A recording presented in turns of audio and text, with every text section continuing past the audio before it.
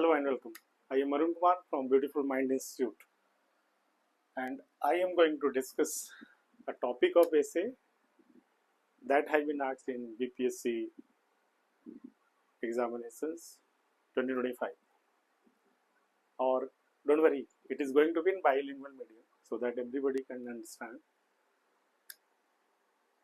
First of all, आपको ये समझना चाहिए कि आप हर एक टॉपिक पे ऐसे नहीं लिख सकते। तो ऐसे लिखने का, सेलेक्ट करने का, टॉपिक सेलेक्ट करने का भी एक स्किल होता है, जिसको हमने अपने पहले वाले क्लासेस में डिस्कस किया है। आप उसको ज़रूर देखिए, क्योंकि अगर आपने एक गलत टॉपिक सेलेक्ट कर लिया तो आप नहीं लिख पाओगे। वैसे तो थोड़ा थोड़ा ले सब कुछ जानते हैं, लेकिन किस में आप ज़्यादा जानते हैं और कौन सा फॉर्मूला लगाना है, मेंटल शॉर्टकट जिसे जल्दी से हम पकड़ सके कि ये वाला ठीक रहेगा। एक तो होता है गट फीलिंग और दूसरा होता है कुछ की इन्फॉर्मेशन कितने आता है, वो मैंने बताया है। वो पूरा 30 मिनट का वीडियो उसको सेलेक्ट करके आप देखिए, अच्छा लगेगा, समझ में आएगा कि कैसे करना है। लेकिन अभी जो मैं टॉपिक सेलेक्ट किया हूँ, that is for those individual who come from humanities background. Political science से है, सोशियोलॉजी से है, साइकोलॉजी से है, ज्योग्राफी से, उन लोगों के लिए ये हिंदी लिटरेचर से कहीं इनके लिए ज़्यादा है। वैसे तो किसी के लिए भी हो सकता है। यहाँ पे दो बातें मैं क्लियर करूँगा। एक, मैं ये नहीं बताने जा रहा हूँ कि इसका ऐसे ऐसे से लिख दो। मेरा यहाँ कोशिश होगा दो चीज़ों पे। एक कि आप जो है ना किसी टॉपिक पे, जैसे ये टॉपिक दिया, अभी मैं टॉपिक लिखूंगा यहाँ पे, कोई भी टॉपिक हो उस पे ना आपको ऐसे लिखना है, तो सबसे पहले आपको एक टीचर आंसर बताएगा और उसको आप कॉपी करेंगे। क्या होगा, हर समय टीचर आपको थोड़ी बताएगा। तो आपको देखना है कि किसी टॉपिक पे सोचा कैसे जाए, सोचना कैसे है, उसको स्किल कहते हैं, रिफ्लेक्टिव स्किल कहते हैं। तो उस टॉपिक पे जो सोचा कैसे जाए, जिसको हम लोग कहते हैं रिफ्लेक्टिव थिंकिंग स्किल, है ना।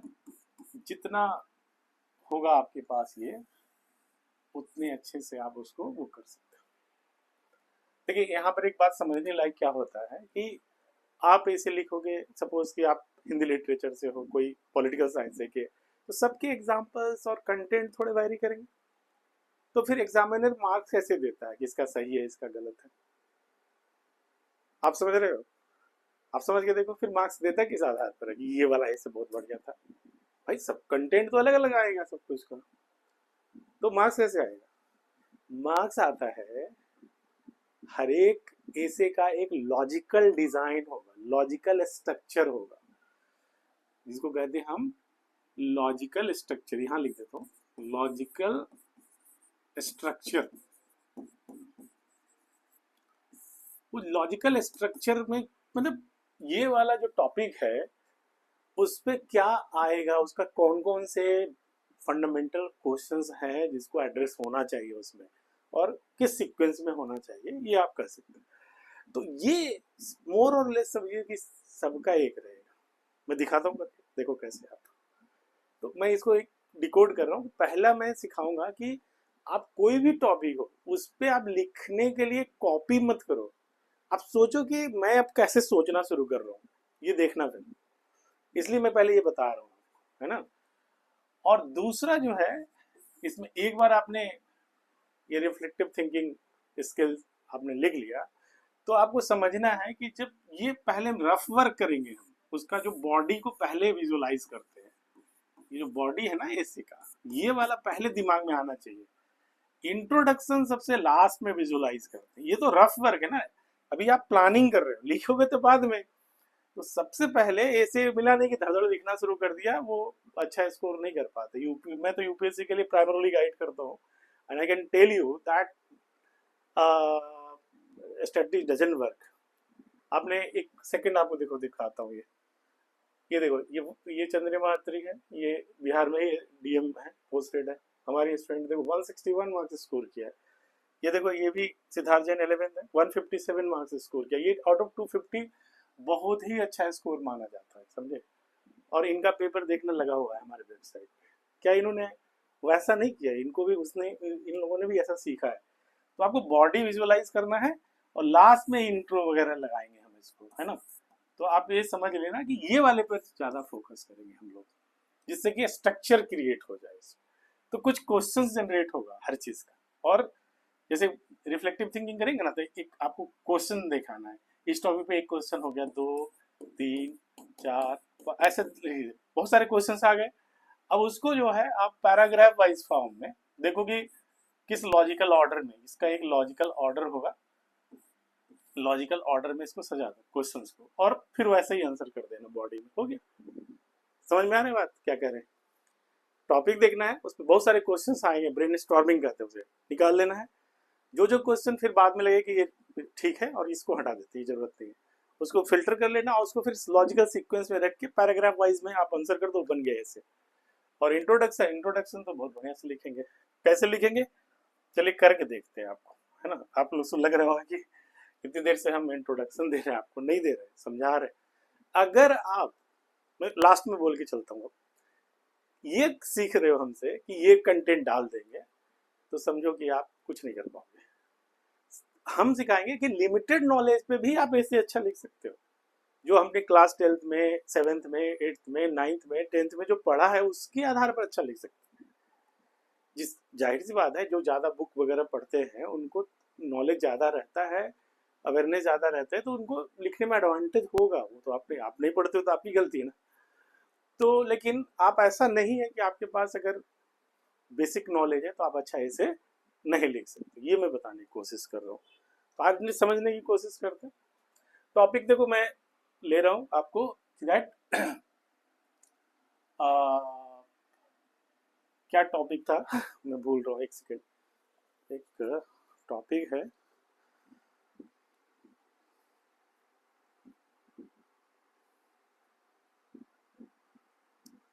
अभी मैं आपको बता रहा हूँ टॉपिक।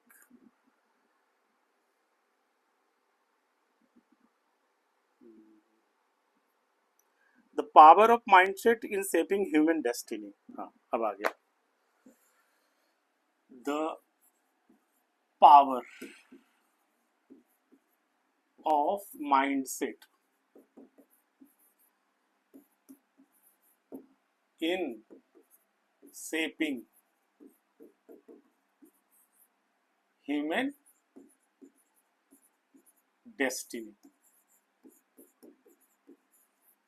मतलब कि टॉपिक को आपको क्या करना है, पढ़ना है। अगर आपको ये टॉपिक को लिखना है, समझो इसका मतलब क्या होगा कि पावर ऑफ माइंडसेट।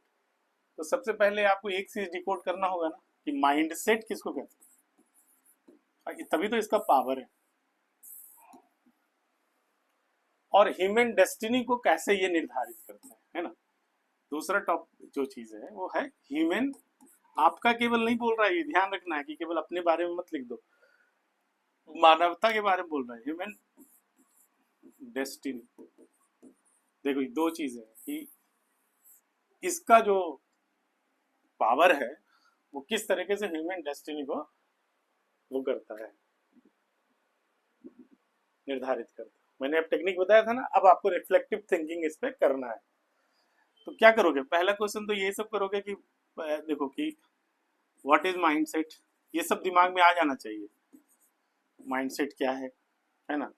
फिर दूसरा चीज है कि माइंडसेट से रिलेटेड जितने भी क्वेश्चंस हैं वो आपके दिमाग में आ जाना चाहिए, है ना। इसके अंदर क्या क्या होता है सब जानने करोगे, है ना। दूसरी बात है कि ह्यूमन डेस्टिनी का मतलब क्या हुआ, मीन्स क्या हुआ, ये इसको भी तो आपको बताना होगा। चलते हैं आगे, ऊपर चलते रहते हैं धीरे धीरे, है ना। फिर ये तीसरा जो, जब आप चलेंगे तो बोला कि भाई आपने ये उसको बता दिया, इसको इसको एलोबरेट करके आपको बताना है ना। फिर आपको बताना है कि ये कैसे इसको सेप करता है, इन सेपिंग मतलब जो आप अचीव करोगे उसको एक दिशा दे। सेप करना समझते हो, जैसे घड़ा बना रहे हैं आप, तो आप उस मिट्टी से आप क्या बनाओगे, जो कुम्हार बनाता है क्या बनाओगे, तो उसको जिस तरह से सेप करता है उसका शेप निकलता है। तो ये माइंडसेट जो है वो कैसे सेप करता है, इसको आप देखना है। ये कीवर्ड है, देखना, ध्यान रखना है। तो सेपिंग का मतलब यहाँ पे क्या हुआ, सेप क्या करता है ना। ये चीज को भी आपको बताना है, एलोबोरेट करना, व्हाट डज इट मीन, इसका भी मीनिंग बता देना है आपको। समझते जाओ, आपको मैं हायर एंड वाला ऐसे बता रहा हूँ। मैं यहाँ पे पॉपुलर होने के लिए नहीं बता रहा हूँ, आपको लिखने के लिए बता रहा हूँ। ये सब क्वेश्चंस आपके माइंड में जनरेट होना चाहिए, ठीक है। अब आप देखिए, आप ये हो कि ये सब आपने डिस्क्राइब कर दिया, अब क्या करोगे? अब आपको बताओगे कि भाई ठीक है, तो अब बुनियादी जो फंडामेंटल क्वेश्चन है, कहता है कि power of mindset in shaping human destiny. तो आप बोलोगे कि ये कैसे करता है? सबसे बड़ी बात तो ये है, ये पावर कैसे है? हाउ, देखो ये जो है, हाउ माइंडसेट, ये सब डिस्क्राइब करने के बाद वर्क्स, या आप लिखोगे कि हाउ डज इट इन्फ्लुएंस, मतलब कैसे ये उसको इन्फ्लुएंस करता है, डेस्टिनी को शेप कैसे करता है। कि मतलब वर्क करने का मतलब हाउ डज इट शेप, मतलब कैसे इसको शेप में लाता है, शेप कैसे करता है, निर्धारित कैसे करता है, इन्फ्लुएंस कैसे करता है, ये आपको बताना है। हिंदी में लिखो, इंग्लिश में लिखो, हम तो लिख रहे हैं ना, आप अपने तरीके से लिखो, बोल तो रहा हूं मैं हिंदी में ही।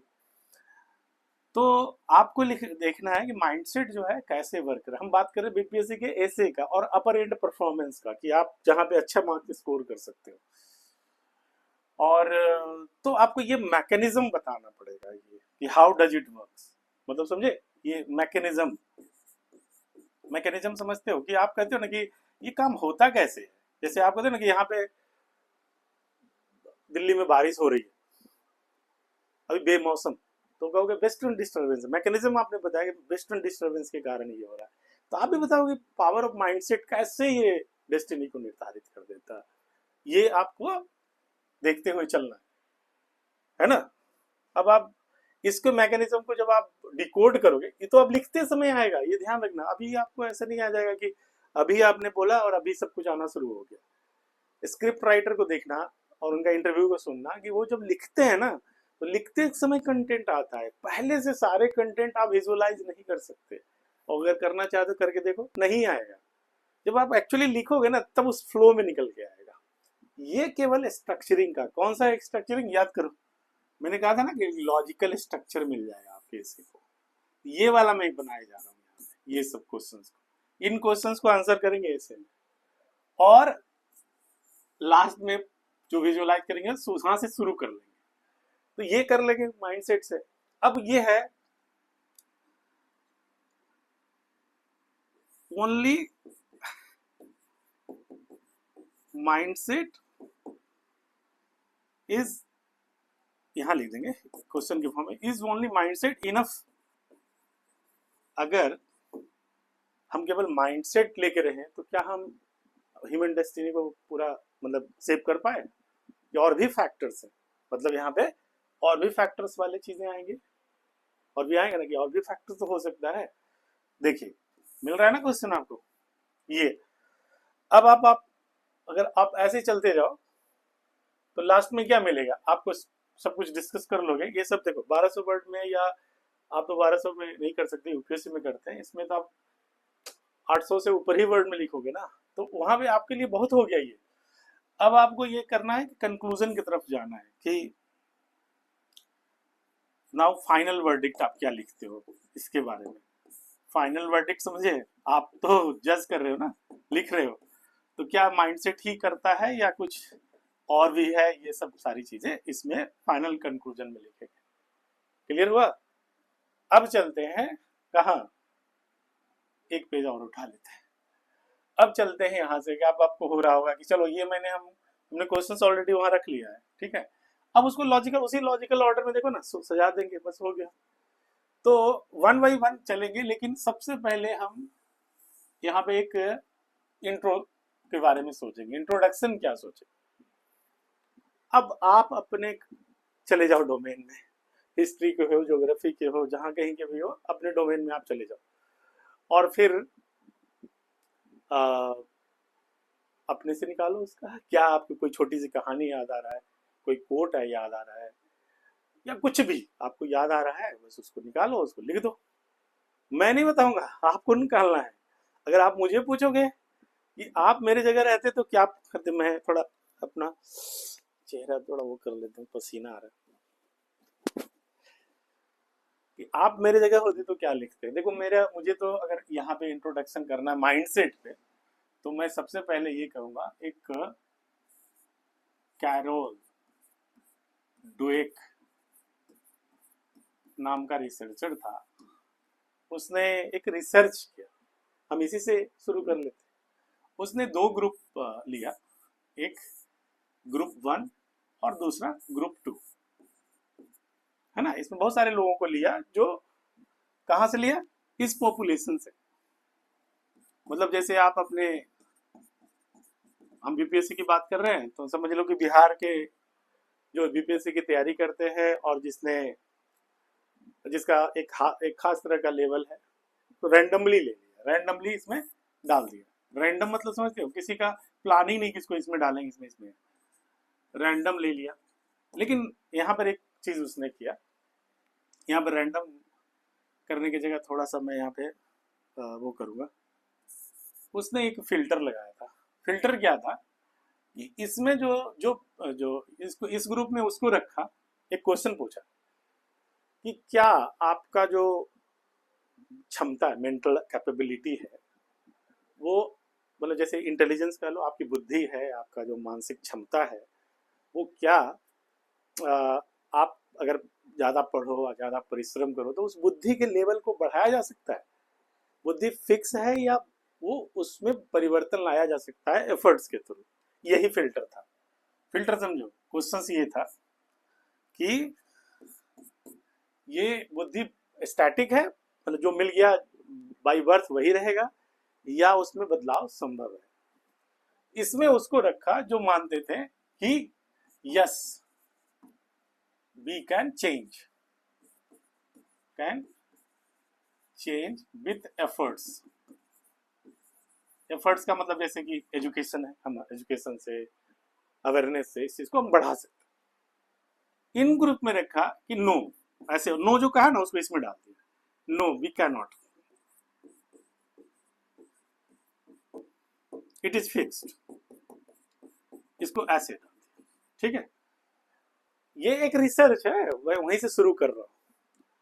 तो इसमें कौन ग्रुप थे कि वो जैसे इसमें 50 लोगों को लिया, इसमें 50 लोगों को लिया, इस तरह से आप मान लो। ये नहीं मानते थे कि नहीं बदला नहीं जा सकता, ये कहता था हाँ बदल सकता। और फिर उसका फॉलो अप स्टडी किया कि वो लाइफ में कितना अचीव कर पाते हैं।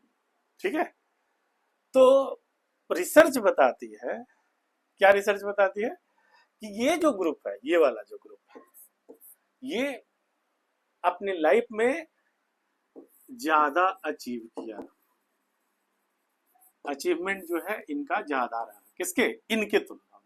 मैंने ग्रुप एज ए होल, मतलब आप अलग अलग एवरेज निकाल लो कि इन सब का अचीवमेंट का टोटल एवरेज कितना है, इसका एवरेज कितना है। तो इनका अचीवमेंट जो है, मतलब कि ग्रुप जीवन का, आप ऐसे कह लो कि जीवन का जो था वो काफी बड़ा था G2 से। मतलब जो मानते थे कि कुछ परिश्रम से नहीं होता, जो भगवान ने दे दिया है ना वही रहेगा, उनके तुलना में काफी अचीवमेंट हुआ। ये मैं नहीं बोल रहा हूँ, ये प्रॉपर रिसर्च है ना, साइकोलॉजी में, मनोविज्ञान में एक रिसर्च। अब मुझे याद है तो मैं इसको लिख रहा हूँ। तो इसको ये उसने क्या कहा कि इनमें इनमें क्या अंतर है ऐसा मानने का। उसने एक टर्म दिया, और वो क्या टर्म था, देखो मैं उसको ऊपर करके लिखता हूँ। इसका टर्म था, उसने दिया था कि पहला वाला माइंडसेट जो है ना उसका ग्रोथ माइंडसेट था। ये माइंडसेट जो है ग्रोथ माइंडसेट, इस माइंडसेट के कारण, क्योंकि बैकग्राउंड परिवेश दोनों के तो एक ही थे लगभग, इन माइंडसेट के कारण इनमें ज्यादा डेवलपमेंट। ये डिफरेंस सिर्फ इतना था, माइंडसेट का ही था और कुछ नहीं, बाकी सब कुछ बैकग्राउंड वगैरह लगभग सेम था। यानी कि माइंडसेट का एक इन्फ्लुएंस होता है। और ऐसा ही स्टडी एक और जो है, आप जब ज्यादा अगर कुछ नाम सुने हुए, ये बड़ा फेमस नाम है, ये मैक्लीलैंड, जानते हो ये कौन है? इसी ने वो टर्म दिया, ड्रीमर्स आर अचीवर्स, याद है? सपने देखो, सपने बड़ा देखोगे तभी आगे बढ़ोगे, यही कहा था, ड्रीमर्स आर अचीवर्स। ये आंध्र प्रदेश के काकीनाडा एक जगह है, वहां पे इस तरह का ही रिसर्च उसने भी किया और लोगों को ट्रेनिंग किया कि अचीव कर सकते हो, ऐसे कर सकते हो। सपने तुमको देखना नहीं आता है, सपने वो देखो जो ग्रोथ वाले हो, और उसको अचीव करने के लिए अपने रिसोर्सेज को मोबिलाइज करो। और काकीनाडा स्टडी कहते हैं इसे, है ना। काकीनाडा एक जगह है आंध्र प्रदेश में, और वहां भी ऐसा ही रिजल्ट निकल के आया। इन दो स्टडी को हमने इंट्रोडक्शन वाले पार्ट में डाल दिया, और हम यहाँ से कहानी शुरू कर सकते हैं। हमारे लिए जरूरी नहीं है कि आप हिस्ट्री के स्टूडेंट, आप अपने तरीके से कुछ डालो, कोई कहानी बताओ कि क्या हुआ जिनका माइंडसेट ऐसा था तो वो राजा विस्तार कर पाया जाता, जिनका माइंडसेट कम था वो वहीं के वहीं रह गए। तो ये चीजें हैं, आपको दिखाना लेकिन पड़ेगा कि माइंड सेट, क्योंकि ये टर्म माइंड सेट तो आपके एटीट्यूड से जुड़ा हुआ है, तो अभी हम उसको डिस्कस करने जा रहे हैं। तो ये वाला जो इंट्रोडक्शन है बहुत ही आपने इंट्रिगुइंग दे दिया, मतलब इंटरेस्टिंग दे दिया, तो आधा लोड आपने निकाल लिया। मतलब कि आपने उसको बता दिया एग्जामिनर को, मैं समझ गया हूँ टॉपिक क्या है। सॉरी, मतलब समझे, आपको इंटरेस्टिंग बना दिया आपने उसको। अब वो पढ़ेगा, पूरा का पूरा वो पढ़ेगा, उसको आराम से पूरा इंटरेस्ट लेके पढ़ेगा, हाँ, अरे क्या बढ़िया लिखा है। तो वैसे अब आप इसको अभी वो वाले क्वेश्चंस को ले लेंगे। देखो यहाँ वाले, ये वाला जो क्वेश्चन था, याद करो। अरे क्या कर रहा हूँ, ये जो था ना,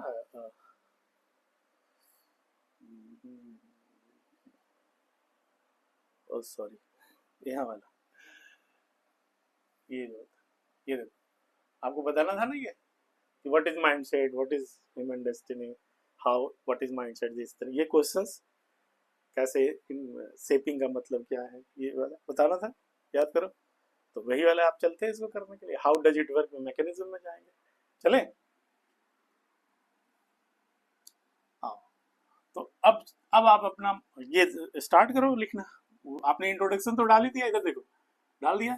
अब हम यहाँ पे अलग अलग क्वेश्चंस के आंसर करते जाएंगे, और ये होगा हमारा कंक्लूजन। ये फॉर्मेट समझ रहे हो ना, ये इसका स्केलेटन यही है।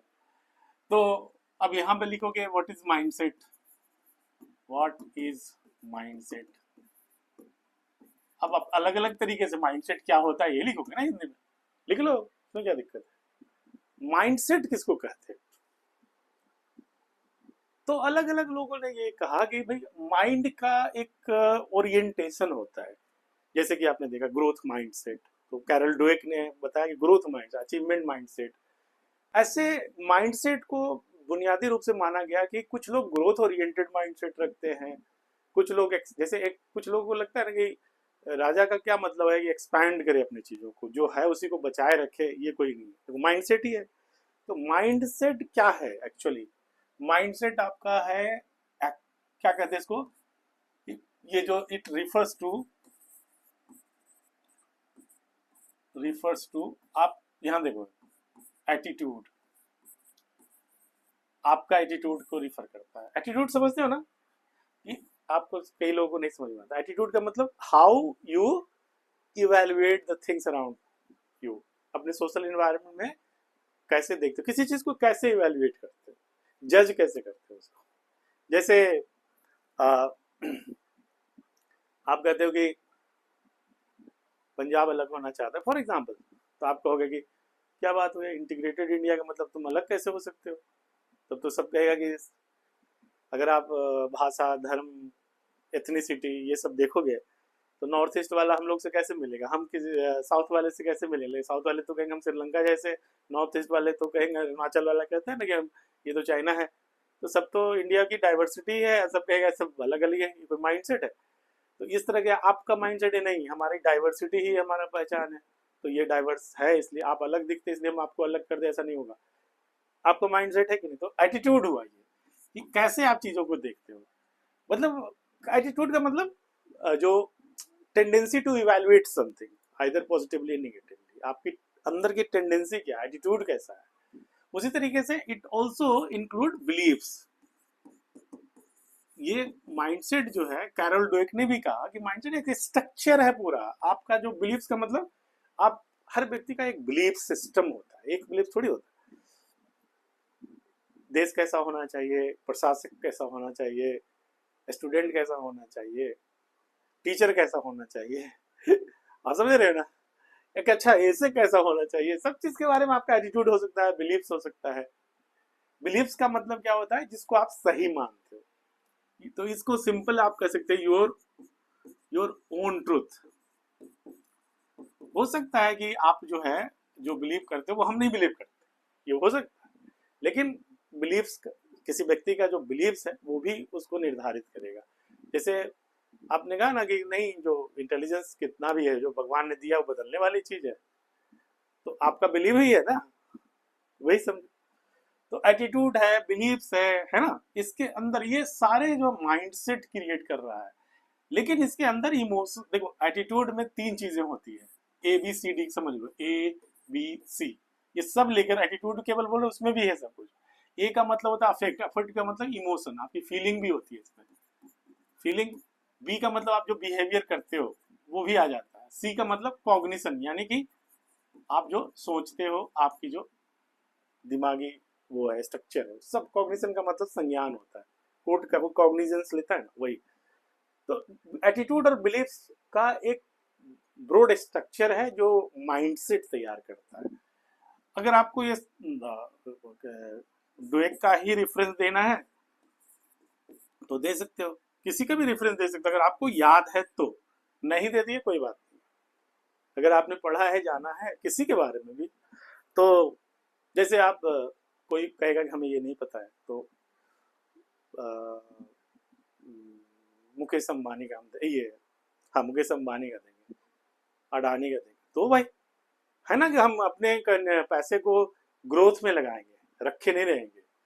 एक चीज आप माइंडसेट का अगर जानते हो तो आप ऐसे समझो एक स्टडी दिखाया है, आपने देखा होगा पिछले इलेक्शन में, ये बात बड़ा जोर शोर से रहा कि भाई credit deposit ratio ratio ratio.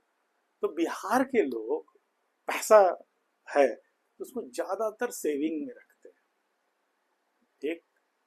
लेकिन वही पैसा आप पंजाब के लोग को दे दो, सिंध को दे दो, मतलब गुजरात वाले को दे दो, या साउथ वाले को दे दो, इन कंपेरिजन आप देखना वो सेविंग की जगह इन्वेस्टमेंट में भी रखेंगे। माइंडसेट समझ में आ रहा है।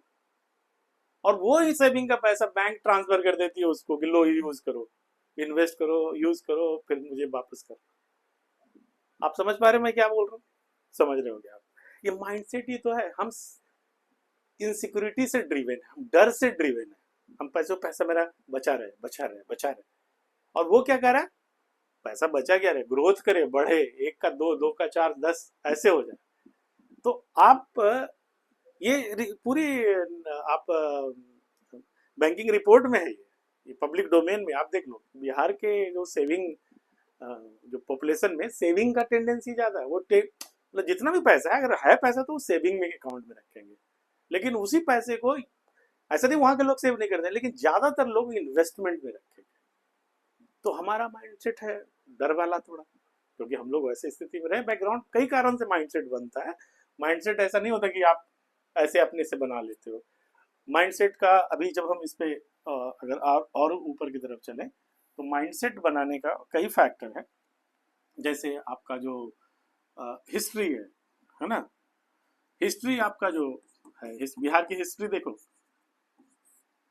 कॉलोनियल पास्ट है, बहुत गरीबी है, शिक्षा है, वो पुराना वाला अशोक वाला गाना गन मत गाने लगना है यहाँ पे, वो नहीं करे रिसेंट में, जो कॉलोनियल पास्ट रहा है, गरीबी, अशिक्षा, भूखमरी, फेमाइन, अकाल पड़ता था, लोग मर जाते, तो उस समय पैसे बचाने की तो टेंडेंसी रहता है, बाढ़ आ रहा है, ये आ रहा है। तो हिस्ट्री भी हमारा वैसा रहा, वो भी सेव करता है ना। फैमिली का इन्फ्लुएंस है, वो भी सेव करता है ना। कम्युनिटी का इन्फ्लुएंस है, वो भी सेव करता है कि अरे पैसे बचाओ, पैसा कमा रहे हो ना, बचाओ बचाओ उसको। कोई कहेगा मैं इसमें इधर ये लगा दूंगा, ये लगा दूंगा। अब तो धीरे धीरे बदल रहा है, ये नहीं कहता कि डायनेमिक चीजें हैं, लेकिन जनरली अरे मत इधर उधर करो, बचा के रखो, बचा के रखो, ये माइंडसेट ही तो है। तो ये सब जो फैक्टर इन्फ्लुएंसिंग आप लिखेंगे, ये फैक्टर इन्फ्लुएंसिंग माइंडसेट, तो ये सब आपको हल्के में लिख देना है ना। अब चलते हैं आगे। जब आप बोलोगे कि ह्यूमन डेस्टिनी क्या होता है, देखो आपको अपना डेस्टिनी केवल नहीं बताना है। डेस्टिनी मतलब आप जो सम टोटल में व्हाट यू हैव, और कह सकते हो कि व्हाट यू कुड हैव, आप क्या अचीव कर सकते हो, आप कहाँ तक जा सकते हो, है ना। ये तो ये जो आपका डेस्टिनी है कि मतलब आप कहाँ आप पहुंचोगे, है ना, पहुंचोगे कहाँ। आप गरीबी के दलदल में चले जाओगे, आप छोटे बिजनेसमैन बन के रह जाओगे, या जॉब करने, सरकारी नौकरी का जो है ना, देखते हो इनसिक्योरिटी ड्रिवन है कि मेरा जॉब चल जाएगा तो क्या होगा, वही है। गूगल में एक मजाक भी कहते हैं ना कि गूगल में ये जो बहुत बड़ा सीईओ है सुंदर पिचाई, तो सरकारी नौकरी है क्या कहते हैं कि नहीं। तो हमारे यहाँ जनरल माइंडसेट है कि भाई एक चपरासी की भी नौकरी हो तो बहुत बढ़िया है, बहुत बढ़िया है, सरकारी नौकरी है, मजाक है, इस तरह का माइंडसेट है। तो ये कह रहा है कि ह्यूमन डेस्टिनी को का मतलब क्या हुआ, डेस्टिनी का मतलब ये हुआ कि आप कहाँ तक कहाँ जाएंगे, आपको लाइफ कहाँ लेके जाएगी। इसका मतलब है कि आप जो है डेस्टिनी मतलब होता है गंतव्य, आप कहाँ पहुंचेंगे, पहुंचेंगे कहाँ। तो आपका जो अचीवमेंट होगा या आपका जो गोल होगा, वो आपका जो फाइनल डेस्टिनेशन होगा वो क्या होगा, इसको ह्यूमन डेस्टिनी कहते हैं, है ना। डेस्टिनी का मतलब यही हुआ भाई कि हम कहते हैं जो चीज यही भाग में लिखा हुआ था तो हुआ। आप एक मैकेनिज्म बताएं कि भाग के कारण मेरा डेस्टिनी डिसाइड होता है, वो है। लेकिन कहते हैं ना हम यहाँ तक जो डेस्टिनी होता है वो तक वहां तक पहुंच ही जाता है, अगर आपके भाग्य में लिखा होगा तो जरूर मिलेगा, ये सब बोलते रहते हैं ना, वो डेस्टिनी ही है। अगर हम और गौर से अगर इसको समझे तो डेस्टिनी को ऐसे समझ सकते हैं हम, मोटे तौर पे आपने डिफाइन कर दिया डेस्टिनी का मतलब, फिलोसफिकल मतलब निकालने की जरूरत नहीं है यहाँ पे, एक प्रैक्टिकल मतलब मीनिंग जो होता है कि यही मेरा डेस्टिनी था, मैं कहाँ बनना चाहता था, टीचर मेंटर, लेकिन बन गया, ऐसे बोल सकता हूँ मैं भी। लेकिन वो डेस्टिनी हो गया। कोई कहता है मैं बनना चाहता था कुछ और, बन गया कुछ और। मैं मूवी में नहीं आना चाहता, आ गया, ऐसे कई लोग कहते हैं। खैर, तो रजनीकांत के बारे में कहता था कि शायद वो बस का कंडक्टर थे या क्या थे, देखो कहाँ सुपरस्टार बन गए, तो डेस्टिनी है, ये चीज कहते हैं। लेकिन ह्यूमन डेस्टिनी की जहां तक बात करें तो ये कैसे माइंडसेट सेव करता है, अब चलते हैं इसे कि माइंडसेट, दोनों चीजें को समझा दिया ना मैंने, इसको और एलोबरेट करके आप लिख सकते हो। और ह्यूमन डेस्टिनी बार बार बड़ा क्या लिखें, समझ में आ गया होगा। तो ये कैसे सेव करता है, ये सेपिंग कैसे करता है इसको, माइंडसेट। अब इसको समझाते हुए बताते हैं कि जैसे आपका, अभी आपने देखा कि अगर ये ग्रोथ माइंडसेट है, ब्रॉडली देखें ग्रोथ माइंडसेट है, तो आप क्या चाहते, आप जो है आप मानते हो कि आ, वही दिल मांगे मोर आई वॉन्ट मोर, है ना, and I can achieve with my own efforts. देखो अगर आप स्वामी विवेकानंद को पढ़े होंगे, अगर बेसिक तो एक या बेसिक फिलोसफी होता है कर्म योग, भाग्य, ये जो धर्म योग कहते हैं ना कि कर्म का रास्ता है, धर्म का रास्ता है। कर्म योग क्या कहता है कि हम अपने एफर्ट से निकालेंगे, इसको अचीव करेंगे। और जो माइंडसेट है वो कह रहा है कि नहीं, जो मान लीजिए जो भाग्य में नहीं है तो नहीं होगा। तो जो कर्म का सिद्धांत है वो तो कहता है कि हम अपने, हमारा कंट्रोल भगवान ने दिया है। तो ये जो ग्रोथ माइंडसेट जो है ये सब फीचर रखता है कि एक होता है लोकस ऑफ कंट्रोल, कि आप जो अचीव करोगे वो, आप आप गरीबी में हो तो गरीबी से समझौता आपने किया है, ये कहेगा। आप क्यों गरीबी को अपना लिया, आप उससे हमेशा लड़ते कि नहीं मुझे इस स्टेट में नहीं रहना है, दिखते निकल जाते आप। तो ये ग्रोथ माइंडसेट वाले जो है वो क्या करते हैं, वो एक दिशा देते हैं, है ना। दो चीज होता है, एक जैसे फोर्स आ रहा है तो नदी में जब पानी बह रहा हो तो आप सहारे छोड़ दो, नदी के सहारे, जहां कहीं ना कहीं लगा ही देगा किनारा। ये फ्लो है देखो पानी का, आप कूद जाओ यहाँ पे तो कहीं ना कहीं आपको तो पहुंचा ही देगा ना, तो तैरना आता हो थोड़ा बहुत तो। लेकिन ये जो है आपको कहाँ पहुंचाएगा, कब पहुंचाएगा, व्हाट, व्हेन, वेयर, इसका आंसर आपके पास नहीं रहेगा।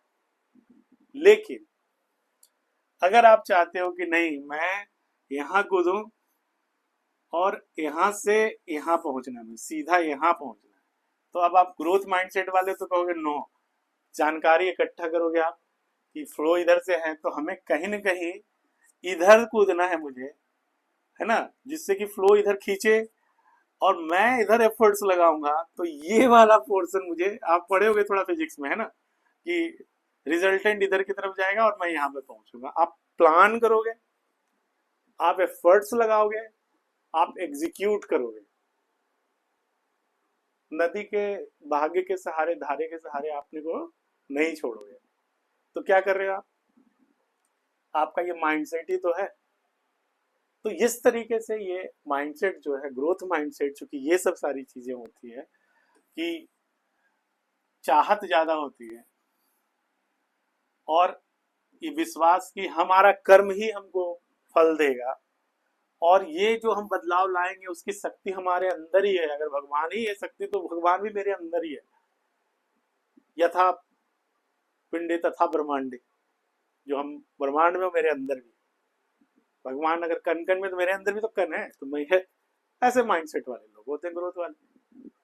तो ये एफर्ट्स लगाएंगे, और ये नदी, इसका एनालॉजी, एनालॉजी समझते हो ना, एक उपमा दिया मैंने, ये इसको सहारे मैं आपको बताने की कोशिश कर रहा हूं कि ये जो माइंडसेट है ये चुपचाप इसको बैठने नहीं देगा। जिनको लगता है मुझे गरीब नहीं रहना जिंदगी में, देखो वो एफर्ट, एजुकेशन के लिए पैसे ले लेगा, किसी से उधार भी लेगा, कुछ बोलेगा, दो चार बात सुन भी लेगा, रुक जाओ यार, दे दूंगा दे दूंगा, वो कर करके एफर्ट्स लगाएगा, मुझे किसी तरीके से कुछ भी मिले। हो सकता है छोटे लेवल पे काम करे तो आप जॉब के लिए ट्राई कर रहे हो, तो वो भी है ही है। देखो सबको बिलियंस में नहीं नापा जाएगा। मेरे पास कुछ पैसे नहीं है तो मुझे 100 रुपए से कंपेयर करोगे ना। तो जैसे बिहार के प्रदेशों में जो बच्चों को में गरीबी है, जहाँ फैमिली में, वो तो चाहेगा कि छोटा सा हम नौकरी ही ले लें, वो भी अचीवमेंट ही है। ये आप समझ लेना। ये नहीं कहना कि केवल ये ऐसा होता। और बड़े चीजों को अब दिखाना है तो मैं एग्जाम्पल देके आपको दिखाता हूँ। यहाँ देखो, आप क्या देखोगे यहाँ पे कि जैसे आप माइंडसेट का इफेक्ट दिखा रहा है। एग्जाम्पल आपको मैं अब दिखा रहा हूँ कि ह्यूमन डेस्टिनी की बात करो तो एग्जाम्पल्स आप देखो। यूरोप के ही अंदर अगर आप 18 सेंचुरी के और 19 सेंचुरी का इतिहास देखो तो दो बातें एकदम साफ होता है कि एक दो कैथोलिक थे और एक क्रिश्चियनिटी में ही दो कल्ट है, और एक प्रोटेस्टेंट, एक कैथोलिक एंड, ये जो है ना वो ज्यादा रिलीजियस होते हैं, है ना। ये कोर जो रिलीजन है उसको मानते हैं, ये मैटेरियल फिलॉसफी को मानते हैं। मतलब ये कंटेंटमेंट को कि नहीं, संतोष रहना चाहिए, शांति रहनी चाहिए, और भगवान में प्रे करो, विश्वास करो, ये भी करते हैं। लेकिन ये कहते कि नहीं, अच्छा लाइफ का मतलब तो एक अच्छा लाइफ, भगवान शांति दे, आप भगवान में विश्वास करो, धर्म के आधार पर डिफाइन करेंगे ये मटेरियल क्या है। गुड लाइफ का मतलब अच्छा रोड हो, अच्छा हॉस्पिटल हो, अच्छा एजुकेशन हो, आपके पास खाने कपड़े हो, खाने के लिए साधन हो, ये सब गुड लाइफ होता है। देखो उसी यूरोप के अंदर ये जो ग्रुप है, जिसको कहा बाद में जाकर इसका जो मटेरियल माइंडसेट है, बाद में आपने कहा कि ये मटेरियल ग्रोथ माइंडसेट, इसने ज्यादा डेवलपमेंट किया, ये वाला एरिया ज्यादा डेवलपमेंट किया। वेस्टर्न यूरोप कई कारण से, चूंकि प्रोटेस्टेंट का एक हब था वहां, ये ज्यादा डेवलपमेंट हुआ है लोग in comparison to this thing. Within Europe की बात कर रहा हूं मैं। इटली, यूके पे स्टडी हुआ है, वहां के बच्चे एस्पायर ज्यादा करते हैं, और वहां डेवलपमेंट ज्यादा हुआ वर्ल्ड की तुलना में देखो तो। वहां पे राइटर्स पैदा हुए जो इस तरह के, शेक्सपियर है, चार्ल्स डिकन है, ये सब लिखते थे ना वो चीजों के बारे में। उनकी कहानियों को देखो, वो चीजों के बारे में कंपेयर भी अपने मटेरियल वेल्थ से कर रहे हैं। धर्म वाले कर रहे थे, तो इन ग्रुप का डेवलपमेंट ज्यादा हुआ। इसका एक बहुत बड़ा देखिए, इसका ह्यूमन डेस्टिनी की बात करो, यूरोप में ही इनका ज्यादा हुआ, वेस्ट यूरोप का ज्यादा हुआ डेवलपमेंट। तो उसको कैसे आप कर सकते? एक थ्योरी वहां के लोगों का जो बिलीफ, जो माइंडसेट था, वो अलग था इनसे। ये धर्म जो है, ये एक मर्टन है हमारे सोशियोलॉजिस्ट है, आप जानते होंगे, जर्मन के। तो उन्होंने कहा कि भारत का जो विकास रुका उसमें धर्म का बड़ा, यहाँ के लोग जो है बड़े ही, रिसर्च है, मर्टन का व्यू है, सोशियोलॉजिस्ट है बहुत बड़े, वो बड़े उनके संतोषी, आत्मसंतोषी है, इस कारण से नहीं। तो ये जो रॉबर्ट मर्टन, जो आप नाम सुने होंगे अगर आप ह्यूमैनिटीज के स्टूडेंट हो, तो ये वाले जो है उन्होंने ही कहा। हम इंडिया का एग्जांपल दे दिया इस पे, हमें लिखते समय आता है। देखो पहले से मैंने सोच के रखा था, आप देखो पहले से ये सब एग्जांपल मेरे दिमाग में चल रहा था, नदी है, ये है, वो नहीं। जितने भी स्क्रिप्ट राइटर है या कोई भी अच्छा ले है, आप उनसे बात करो, सब राइटिंग का एक बार आपका कंटेंट, ये टॉपिक समझ में आ गया, आप उस फ्लो में आ गए, तो अपने आप आता है। स्कीमा जो कहते हैं, मेंटल स्कीमा समझते हो, माइंड के अंदर जो जितने भी आपके नॉलेज नेटवर्क है, सब एक्टिवेट हो जाता है और वो रिलेवेंट जगह पे आता रहेगा। और अगर आप मुझे पूछो कि ये तो हुआ, ये आपने लिख दिया, इंडिया के बारे में भी मर्टन का एग्जाम्पल दे दिया, ठीक है ना। लेकिन क्या वर्ल्ड का से देखें, आप देखिए, अगर आप कंपैरिजन करोगे वर्ल्ड का, तो यूरोपियन ने ज्यादा डेवलप किए, हम ही लोग क्यों कोलोनाइज हो गए? और जब जहां हुआ, अमेरिका भी कोलोनाइज छोड़ो, लेकिन ये यूरोपियन लोग आगे कैसे निकल गए? टेक्नोलॉजी लेकर के क्यों आ गए? ये स्पेस के बारे में पहले कैसे सोचना शुरू कर दिए? तो ये जो माइंडसेट है कि I can change, knowledge should be acquired, भगवान नहीं देता, हमें भी कुछ करना है, जानना है। आपने देखा होगा कि जो चिकन पॉक्स है उसके वैक्सीन में, नहीं अभी आज हमारे गांव में होता है भाई कि नहीं नहीं, दवाई ववाई नहीं देना है, माता जी हैं, छोटी माता जी हैं, बड़ी माता जी हैं, ऐसा करते कि नहीं? लेकिन इसी को जब वैक्सीन बनाने के लिए उसका जो फ्लूइड निकाल रहा था, तो कई लोग जो है, गायों जो वैक्सीन बनाया उनका नाम जो याद होगा आपको, तो उन्होंने गाय से निकाला था उसके, तो इन लोगों को नहीं होता है, तो उसी से देखा कि क्या इनके अंदर इम्यून होता है, और देखो वैक्सीन बना दिया। और हम लोग उसको माता जी पिताजी करते रह गए कि नहीं? तो आप समझो ना कि धर्म जो है हमें एक दूसरा शेप कर रहा था। और ये जो माइंडसेट है, ग्रोथ माइंडसेट, वो दूसरे तरीके से कर रहा था, वो एक्सप्लोर करने कह रहा था कंट्रोल कर सकते हैं आप, चीजों को बदल सकते हैं। ये भाग्य नहीं है, ये हमारा एफर्ट्स की कमी है। आप भाग्य भाग्य क्या कहते हो? आप सोच रहे हो हर चीज भाग्य है इसलिए आप जस्टिफाई कर रहे हो, ये कर रहा है। आप जानो ना, समझो ना क्या कमी है आपके अंदर, अवेयरनेस, एफर्ट्स, तभी तो नॉलेज बनाया, शिप बनाया, नेविगेट किया, समुद्र पार करने के लिए कोशिश किया। हम लोग कह सकते कि हमें इंडिया की जरूरत ही नहीं थी। भाई भाई केवल इंडिया की बात नहीं करो, रेस्ट ऑफ द वर्ल्ड देखो ना, हर जगह तो ऐसा नहीं हुआ। तो जहां ग्रोथ माइंडसेट ज्यादा रहा, यूरोपियन के बारे में एग्जांपल दे रहा हूँ, उन्होंने चीजों को अलग पर्सपेक्टिव से देखा। आप समझे, ग्रोथ पर्सपेक्टिव से देखा, हमने उसको एक स्टैटिक पर्सपेक्टिव से देखा, मेंटेनेंस पर्सपेक्टिव, जो चाहे वो बना रहे बस। तो इस माइंडसेट से तो डेस्टिनी शेप हो रहा है कि नहीं, हमारे एटीट्यूड और बिलीफ से, कि क्या है चीजें। आप कह रहे हो कि हम अगर वैक्सीन बना रहे हैं तो हम धर्म के खिलाफ काम कर रहे हैं, तो ये क्या कहोगे आप इसे, है ना? तो इसी चीज को माइंडसेट का कहा जाता है, और हमने अभी कहा भी। तो ये सारी एग्जांपल्स आप दे सकते हो कल्चर और कंट्री के लेवल पे भी, है ना। लेकिन अगर आप इंडिविजुअल लेवल पे देखो, इंडिविजुअल, अगर आप इंडिविजुअल लेवल पे इसको समझना चाहें कि क्या माइंडसेट का क्या होता है, ह्यूमन डेस्टिनी लिखा होता है, ह्यूमन में मतलब ग्रुप भी होगा, कंट्री, कल्चर पूरा, और प्लस मैं भी, आप भी। तो इसमें आपने कैरल ड्वेक को उधर शुरुआत में ही देखा कि इंडिविजुअल लेवल पे भी लोग जो है, जो जिनका माइंडसेट जो है ग्रोथ वाला होता है ना, पॉजिटिव माइंडसेट होता है, डेवलपिंग माइंडसेट होता है, उनका काम करने का और वो जीवन में ज्यादा अचीव कर पाते हैं। तो माइंडसेट का हमारा डेस्टिनी देखो बदला। ऐसे तो कहेंगे कि भाग्य ने जो दे दिया हम क्या करें, अकर्मण्य बैठे रहे। हमारा गीता भी कहते ना कर्म योग है, भाई कर्म करो मिलेगा फल, लेकिन माइंडसेट ऐसा रहे कि कुछ भी करो कि नहीं मिलना है, वही मिलना है जो भाग में लिखा हुआ है। लो भाई, अरे वो थोड़ी कौन क्या लिखा है हमें क्या मालूम है, करने तो दो। ये तो ये जो लिखा है वही मिलेगा, तो चुपचाप भी तो मिल जाना चाहिए, फिर क्यों नहीं मिलता? मतलब मिलना है वही, लेकिन आप कर्म करोगे तब मिलेगा। तो हमें कौन सा कर्म करना है, करने तो दो आप। तो ये चीजों को आप इंडिविजुअल लेवल पे भी लिख सकते हो, है ना। अब चलते हैं थोड़ा और आगे, वही पुराने वाले क्वेश्चंस को थोड़ा देख लेना। कौन कौन से क्वेश्चन थे याद है ना? ये देखो, आप भूलना मत। माइंडसेट कैसे वर्क करता है हमने बता दिया। अब चलते ही है, इज ओनली माइंडसेट इनफ, इसको भी आंसर कर लेते हैं। ठीक है, केवल माइंडसेट काफी है, ओनली माइंडसेट, केवल माइंडसेट पॉजिटिव माइंडसेट से होगा?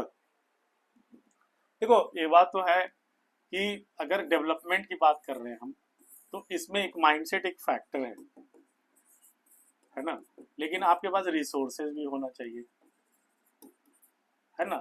आपके पास रिलेशंस भी होने चाहिए अच्छे, मेंटल हेल्थ के लिए सपोर्ट वगैरह भी, ये सब सही होना चाहिए। बहुत सारी चीजें हैं, माइंडसेट हो गया, रिसोर्स हो गया, रिलेशनशिप हो गया, आपका अपने फैमिली वगैरह सपोर्ट करें आपको, इसको सपोर्ट कर सकते हो। सोशल सपोर्ट भी होना चाहिए।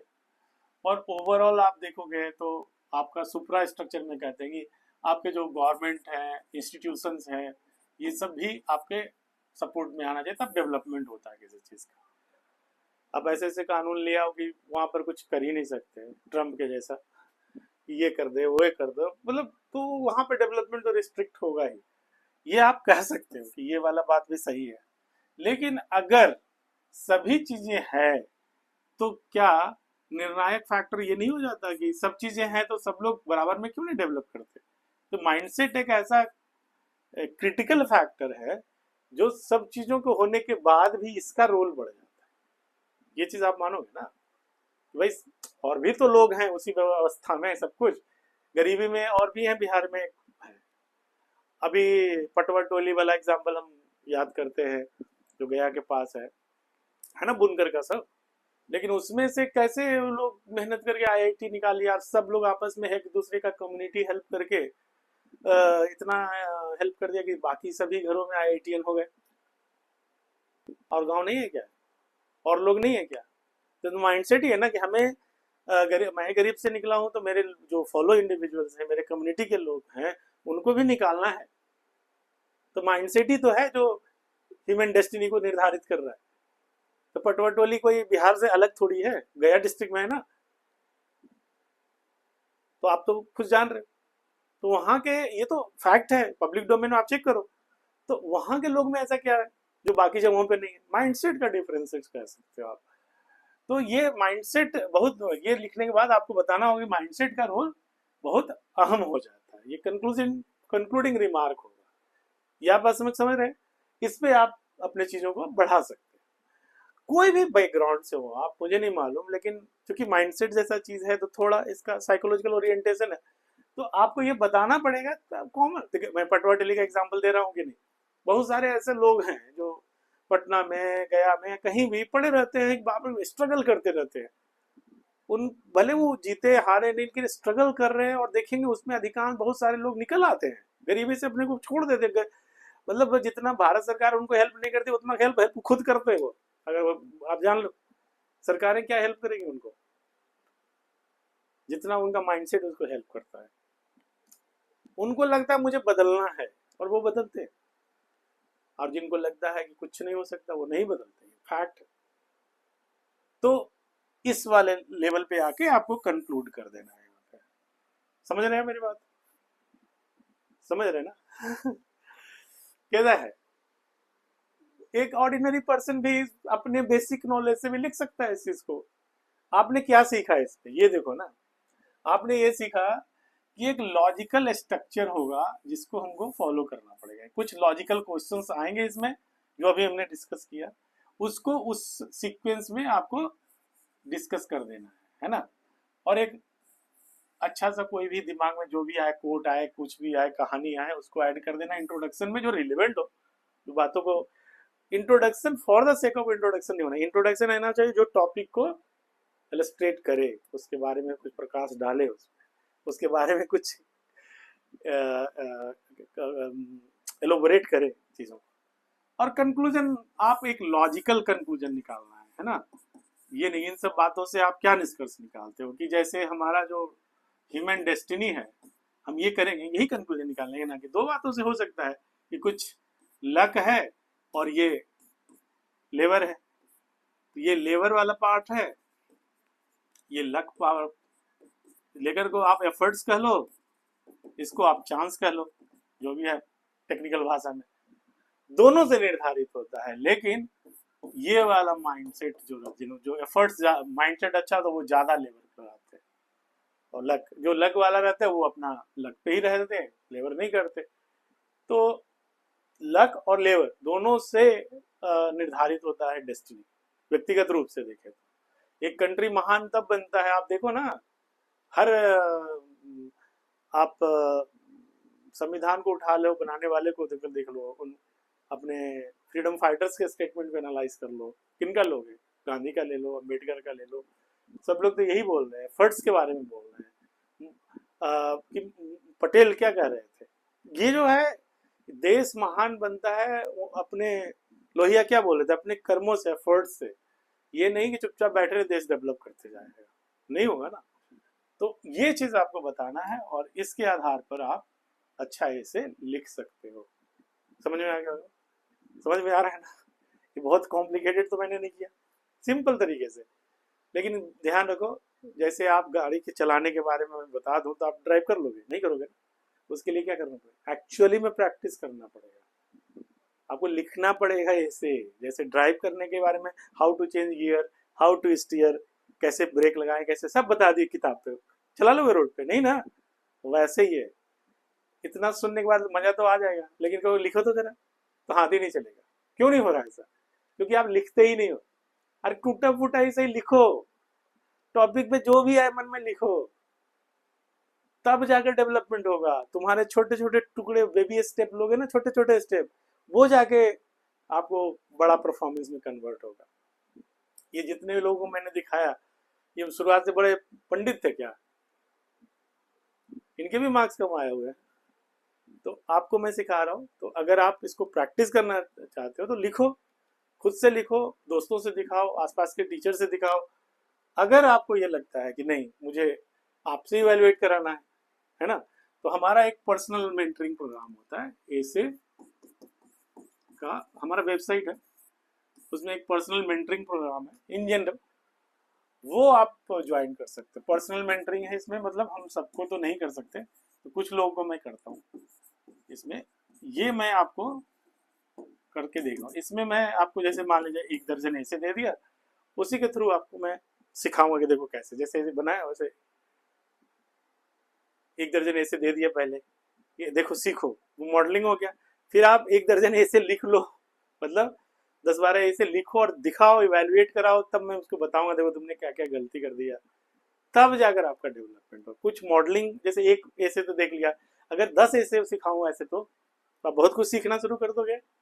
हो गया, एक पार्ट हुआ, अभी फिर भी आप नहीं कर पाओ। एक्चुअली जब आप तो लिखोगे नहीं ना, तब तक ऐसे बनेगा नहीं आपका। तो जब आप लिखना शुरू करोगे तो फिर लगेगा कि इसका सही लिखा हूँ गलत लिखा हूँ, तो उसको आपको भेजना पड़ेगा। तो हमारा ये ऑनलाइन है, सिंपल व्हाट्सएप पे भेजते हैं, टेलीग्राम पे भेजते हैं, मैं इवेल्युएट कर देता हूँ पर्सनल लेवल पे, फ़ोन कॉल पे या वीडियो कॉल पे बात कर लेते हैं उस पर, और आपको समझा देते हैं।